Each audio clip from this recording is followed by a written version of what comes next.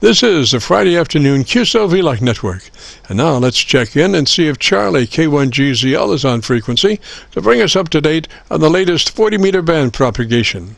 Charlie's QTH is up north in northern New Hampshire, near the Canadian border. Charlie, got a copy? Charlie, got a copy? Yes, Jim, I have a good copy. You're not too strong. A lot of daytime absorption. It's a beautiful, clear day like it was yesterday. The high temperature yesterday was 83, and at present time, it's 83 in the shade. And I was out there in the yard trying to get together with somebody else, trying to get things ready so that we can get the 40-meter quad back in shape. And I certainly got eaten alive by black flies. Our black fly season has started.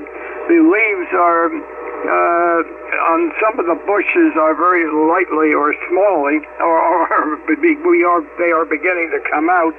But on the regular woods in the woods themselves, just barely starting. In a lot of cases, the leaves are not out. By the way, I have a very interesting recording to start with Jim. Jim Brakel, WA3FET, who will be at the Hamfest next weekend here. And I made a recording of him about a week ago from his home and also from a contest station.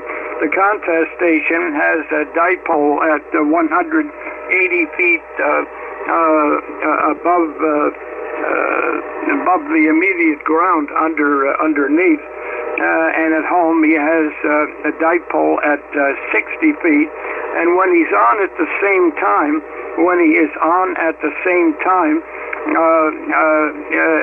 with the contest station, there is a delayed echo, a definite delay echo. I want to play that.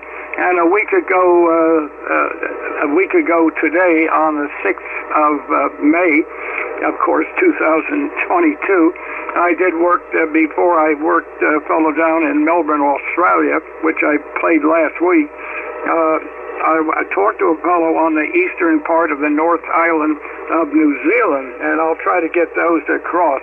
So, Jim, if you're copying okay, we'll roll away, K1GZL. Roger, Charlie. Everything is copacetic. You're 30 over on Milford, Roger. Copacetic, you're 30 over on Milford, Roger. Okay, Roger, and here it is. Now, here's Jim on the double echo. Echo, 1, 2, 3, 4, 1, 2, 3, 4. There's only the volume. There's only the mountain. That's only the mountain right there. And this is the home. This is the home station right here, Charlie. This is Lima 3, Tango. Just give me a couple of seconds, sir, and I'll come back to you. Roger. 3, Tango. Middle. Excuse me. It is the first time we've worked, and I just had a look at your QRZ.com page. Man, oh man. How did you get around putting all those wires up and those poles and all the rest of it? You've got antennas everywhere there, man. It looks impressive, it really does, and it's obviously doing a fine job because your signal is a very, very strong 5.9 plus 1 point. So you're doing an excellent job there, Charlie. Go ahead. November Alpha Papa India Echo Romeo, and it's on the east coast of the North Island of New Zealand. And my name is Blue, Bravo Lima Uniform Echo. Okay, there we are, Jim. You could hear the background noise on 20 meters. There was that darn line noise. I just can't get rid of it. KC9VKV, K1GZL. Sorry about the mess up in the very beginning of Jim's echo. But no matter what I do, this does happen. Yeah, go ahead if you copy.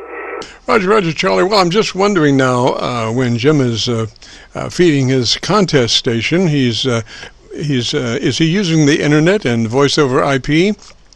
And could that be the reason for the delay, Roger? I'm not too sure exactly what's causing the delay.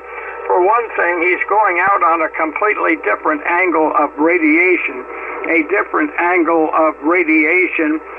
some of that may be coming back,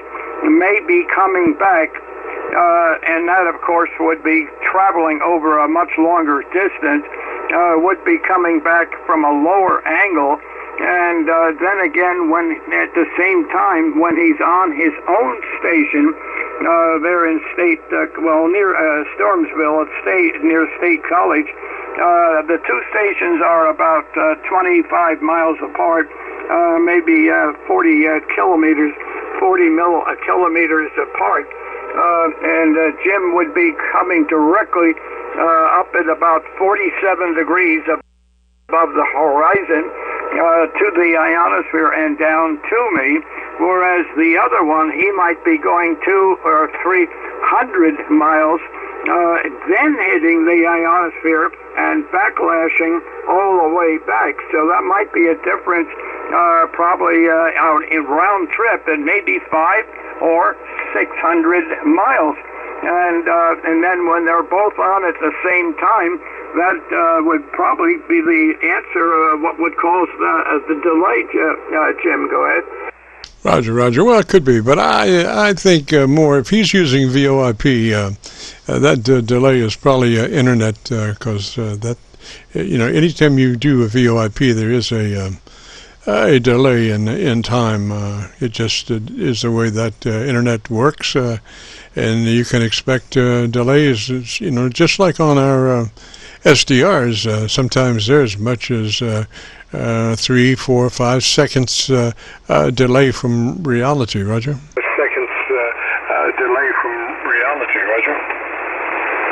Yeah, but I'm not too experienced with the SDR itself, as I don't even have any knowledge, or do I have a computer here? So I'm a little bit lost on that. I did, when I first played this, I lost a little bit of the echo, but I've got it right now again, the echo on Jim. And yes, I did get your voicemail and heard about had that lock button pressed. So, yep, I understand there. Yeah, you might give a signal report to Charlie. Here we go. 1, 2, 1, 2, 3, 4. There's probably an echo on here now. Probably an echo. 1, 2, 3, 4. 1, 2, 3, 4. There's only the volume. There's only the mountain. That's only the mountain right there.